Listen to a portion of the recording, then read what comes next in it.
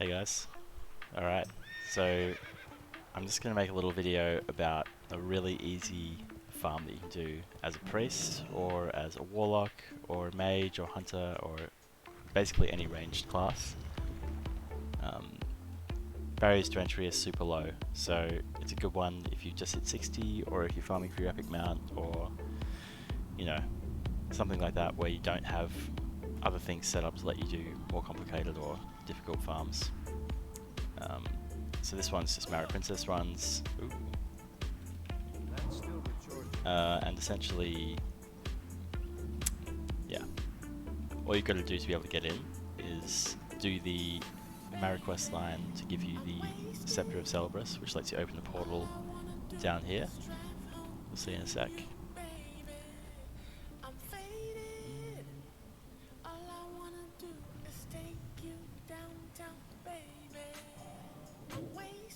Cool.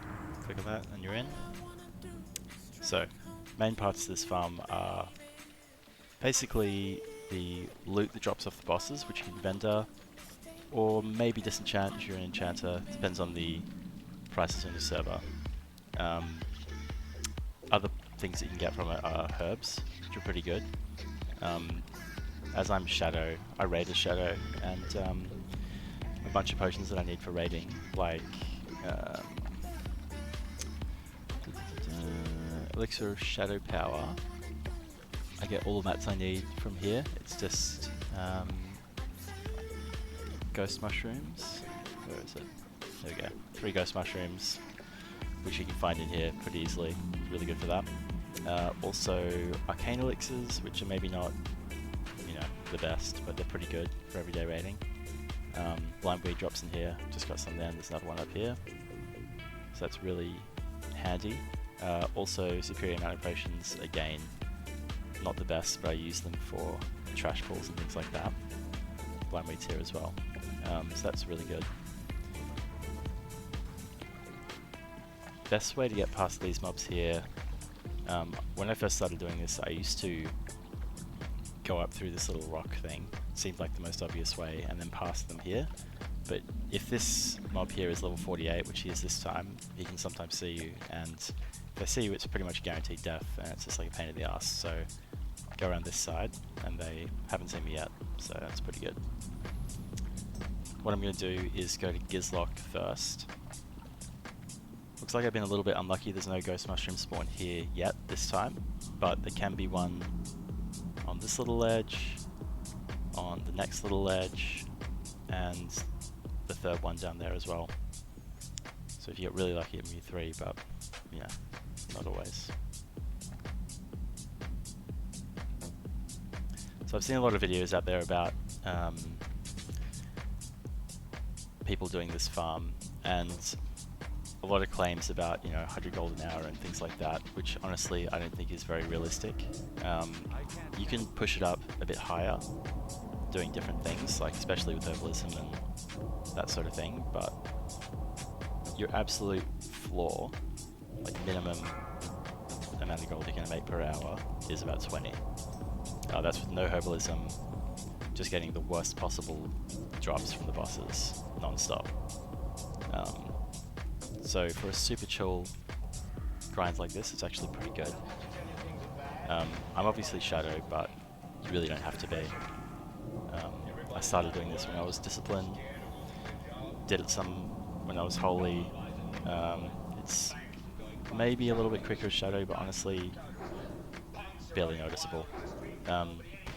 Even as Holy, you can do this 5 times an hour, no worries. If anything, you'll probably get teleported back to your Hearthstone because you'll do it too quickly.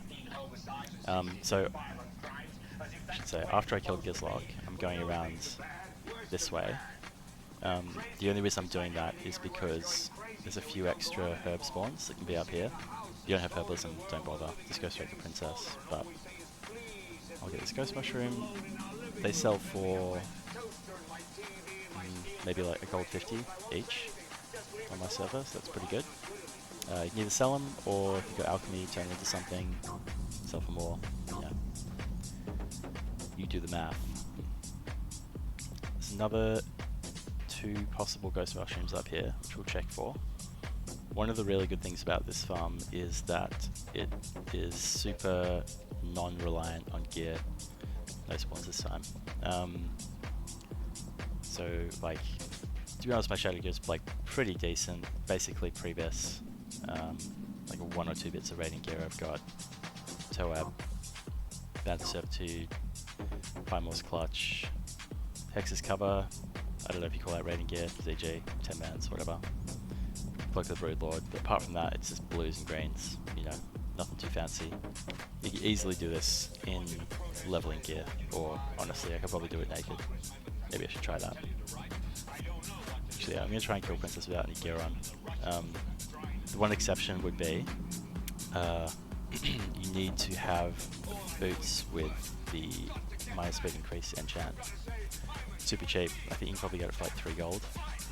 So yeah, I'm going to take my gear off. I've never tried this before, but let's give it a shot. I'm pretty sure I can do it. Easy. We'll see. I'll look like an idiot if not, but that's fine. Alright. Also, some people do Rot Grip after Princess. Personally, I think it's a waste of time. It's a lot of messing around. You have to get light feathers to walk on water and do all that sort of thing. Yeah, not really worth it. IMO. Alright, so basically I'm going to pop Toet, but if you got anything to increase your damage, do it at the start, and just pull with a Shadow Pain. And the essence of killing her is literally just like run in a circle. She's got a couple of mechanics. One is that boulder she throws at you, which stuns you. No big deal. Just keep running. Keep your shield up if you can, without using all your mana. Also, when she catches you, you'll notice that that's the trigger for her to do her ground stomp thing, which is actually a good thing because it lets you get a bit of distance and maybe even throw a Mind Blast or something like that. But it can do a bit of damage, so you want to try and keep your distance, but if you want to push the damage and do it quicker, I'd recommend after her cooldown's up, let it get to you, and then just ground stomp, and you can put a bit more damage on. As I'm doing this naked, I might not do that, just in case I get one hit. She does a kind of AoE fear when she gets close to you sometimes. You have to be kind of unlucky for it to actually hit you, but it has happened, and it can be a bit of a bummer. Okay, yeah, she's doing the ground stomp now, so it's the point where you can throw a Mind Blast, bit of extra damage, and just keep running. And you'll sort of see like Shadow Pain's doing all the work here. So all you need is some kind of ranged instant attack or dot or something like that. And you can easily do this. I'm not going to break any records here. I think my quickest kill is like 3 minutes, maybe a bit less. But oh here you go, record victory coming up. So obviously quicker if you got more spell power, but no big deal. I guess that's the other thing, if you want to gear for this specifically, basically just max spell power, that's all you should really care about. Yeah, so see how she hit me, actually see how she hit me like, let's see combat log, she hit me like 5 times all at once. I don't know exactly if those attacks build up when she's trying to hit you from distance, or if it's just like a Wind Fury thing, but yeah, she definitely does more damage when she gets to you than you would think. So yeah, just be aware of that. Usually if she's about to get to me, I'll just shield myself and it'll absorb, you know, all of that, basically. You probably have noticed a lot of mobs in the game, when they get to like 15% health or so, they start to slow down. She does the same even though she's a boss, so you can see here she's definitely a bit slower, she's not really going to catch me. And as she gets slower, she'll just get even slower again. So yeah, like walking speed now.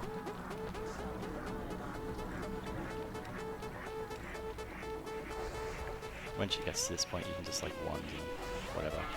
There's really no danger at this point. That's it. Easy peasy. Naked. Cool. So this is basically the worst possible loot you can get from this boss, and you see it vendors for about a gold each. So if you take into account the worst possible loot from her, you get about 2 gold. Worst possible loot from Gizlock, you get about probably 2 gold as well. And you do that 5 times an hour, that's 20 gold. So yeah, easy money.